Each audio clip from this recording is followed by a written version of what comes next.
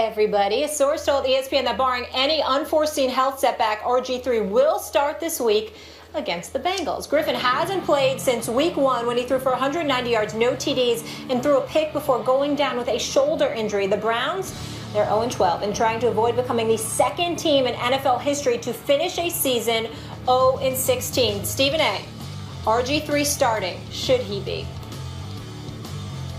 Well, I don't mind him starting now because they're winless. They're not going anywhere. And I guess it's good for him to get in reps and try to define whether or not he's suited to be a starting quarterback in the NFL. I think RG3's career as a starter is over. I think it's a foregone conclusion. Certainly, you look at the Browns and you say to yourself, Terrell Pryor, I've been very, very impressed with him. Not much else on their roster right now. Feel incredibly sorry for what Hugh Jackson is going through. It's got to be torture. But I'm just of the mindset that RG3 has basically played one game since 2014. He sat on the bench for the entire 2015 season where Dan Snyder and those boys wouldn't even allow him to dress in uniform because if he got hurt, they would owe him $16 million. They were not going to let that happen. 2016, we see what it is right there. He's only played one game this year. So I look at it from the standpoint that going into next year, he will have been out like 2 full years plus another half year because he got injured in 2014. I just view him as an individual who's finished as a starter. Everything that I've been taught about the NFL, you got it, you got it. You don't, you don't. That doesn't mean he can't wear an NFL uniform. Doesn't mean he can't be a reserve. But as a franchise guy, as the guy that's my starting quarterback, I just don't see him being that dude any longer. I think this is the beginning of the official end of RG3 as a starting quarterback in the National Football League. It's funny how that works in the NFL. Your brand gets tarnished. A lot of times it's because of injury or because you're on a bad team, and then all of a sudden the perception of you changes, and then you're not a starter. It happened to Kurt Warner. Off the greatest show on turf. All of a sudden, he's hurt. He's not starting. Now he's a tackling dummy behind a bad offensive line for the Giants because they had drafted Eli. They didn't want him taking those shots. But Kurt Warner could still play. Now, I'm not suggesting RG3 is Kurt Warner, but I've seen him achieve at a very high level over the full course of an NFL season. And I've never seen him as like a straight bum. I've never seen a healthy RG3 and look at him like, boy, that guy really stinks. At worst, he's like a below-average quarterback. So he may not be a franchise quarterback of the kind that gets paid those max dollars. But show me someone better for the Browns right now. I think he could start for a couple teams. Well, I don't think there's any question there's nobody better. There's no better option for the Cleveland Browns. I think the big issue that you have is you go back to when he had success and you had this collegiate style of offense, this Baylor style of offense that he ran, and he was exceptional under the Shanahans doing that. But you put your body in harm's way.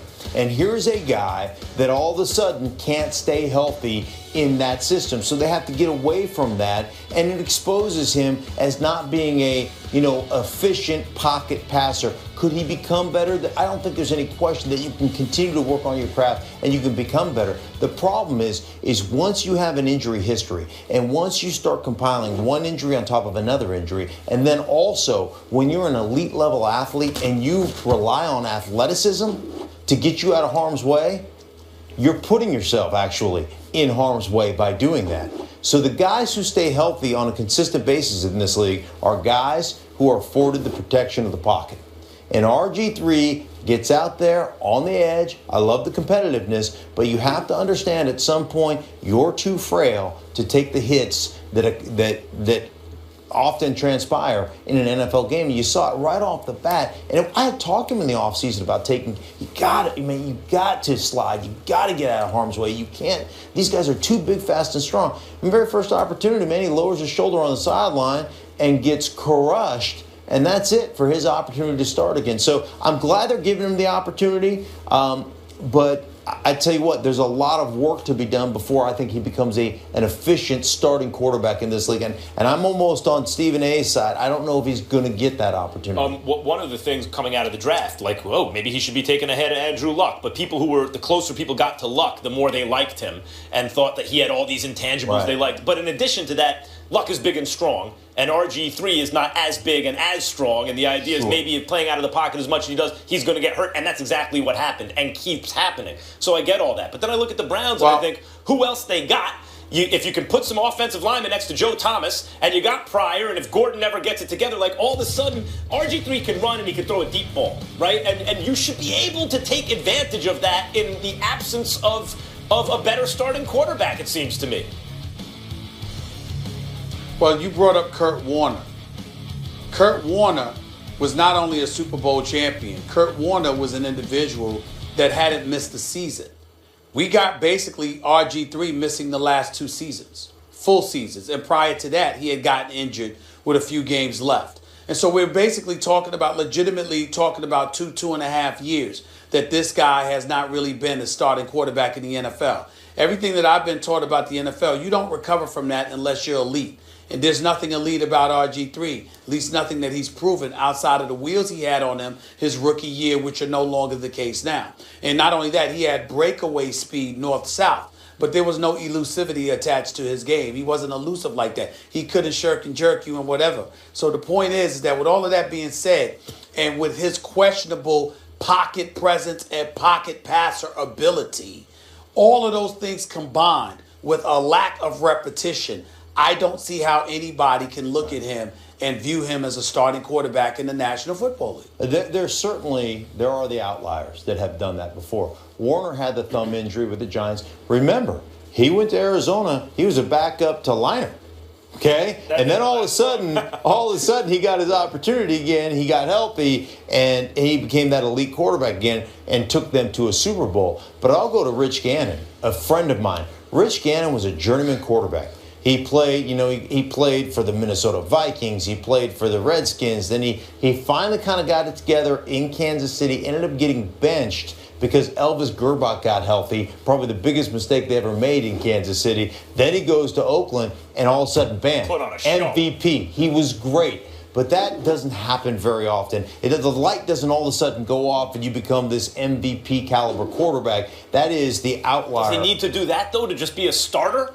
All he's got to do is be good enough to. I'm not saying MVP caliber, but you just mentioned it. Healthy. A lot of it is health and opportunity. Right. Yeah.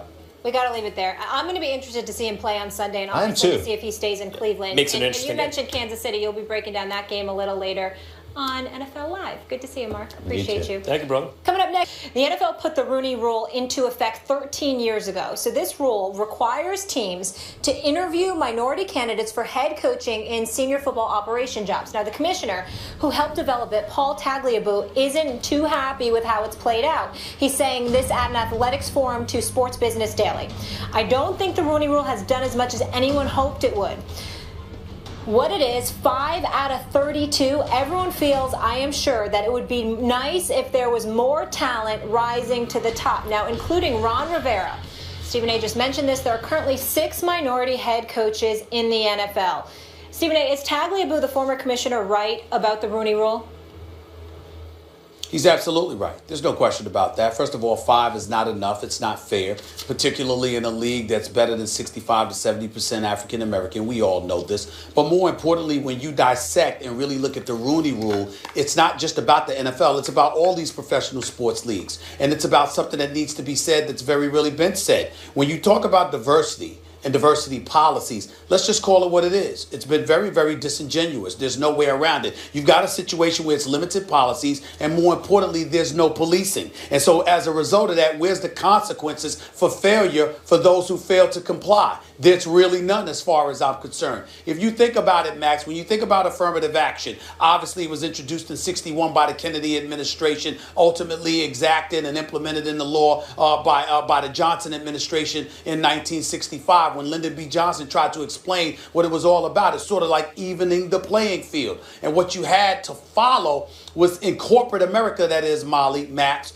is a centralized policy, whereas you literally attached incentives to the policy to sort of provoke executives to do the right thing. For example, they would have things attached to their bonuses. Your bonuses were bigger. If you addressed things, people called it quotas and things of that nature because they were trying to knock it down and decry it. But ultimately, individuals who were otherwise prone to be unfair were incentivized to be fair because they had things attached to it from a bonus perspective. You don't have that going on here. There's no individual in the league or office, whether it's the NFL, the NBA, Major League Baseball, that I've heard of. Now, the NBA doesn't need it because they have a great record on issues of diversity. But when it comes to Major League Baseball, when it comes to NFL, when it comes to other sports, where's the centralized figure? Where's the individual as the overseer? Where's the office that focuses on it to make sure that candidates like general managers, not just coaches, but general managers, scouts,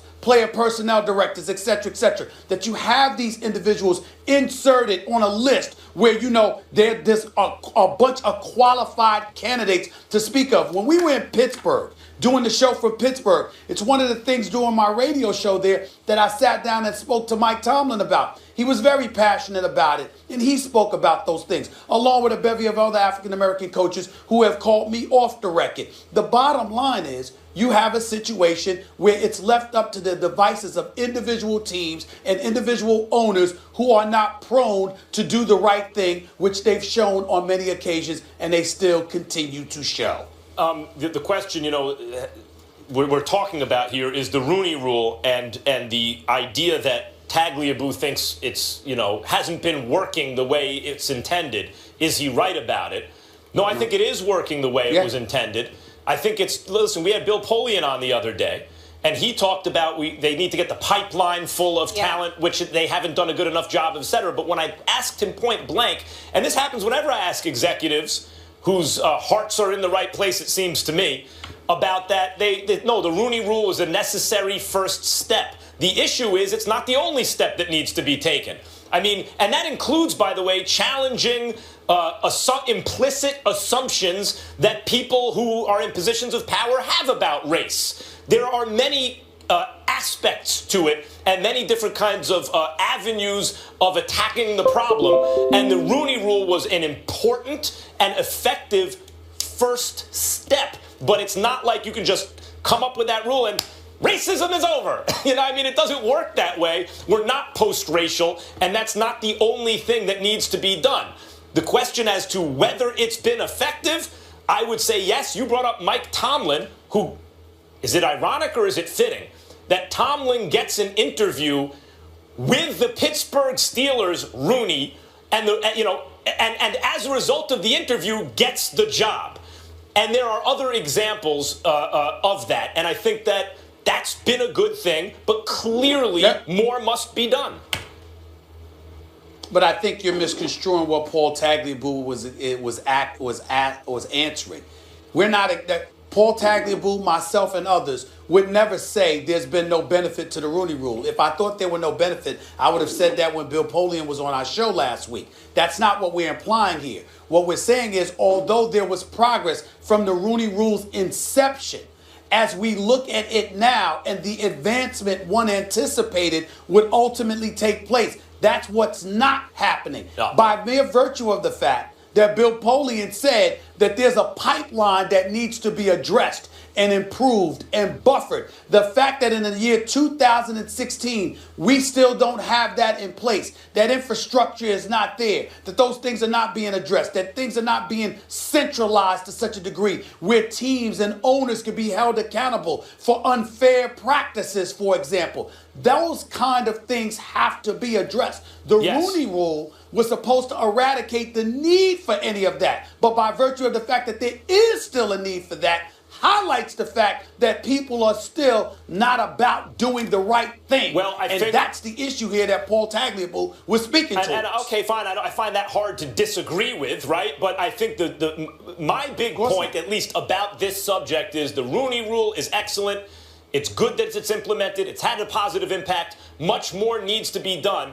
And if the idea is, hey, the Rooney Rule is there and now everything will be okay so long as it's rigorously applied, I think that flies in the face of the reality that generally, if people are not from cultures of persecution and don't identify with the struggle, or at least it's not a priority for them, then you come up with a rule that addresses the problem for your business from a public perception point of view, maybe even a PR point of view, maybe even from your own kind of internal moral compass, right? It satisfies that, and now you can go on. And the point is much more has to be done, and maybe it's not as important to many of the people in positions of power as it should be.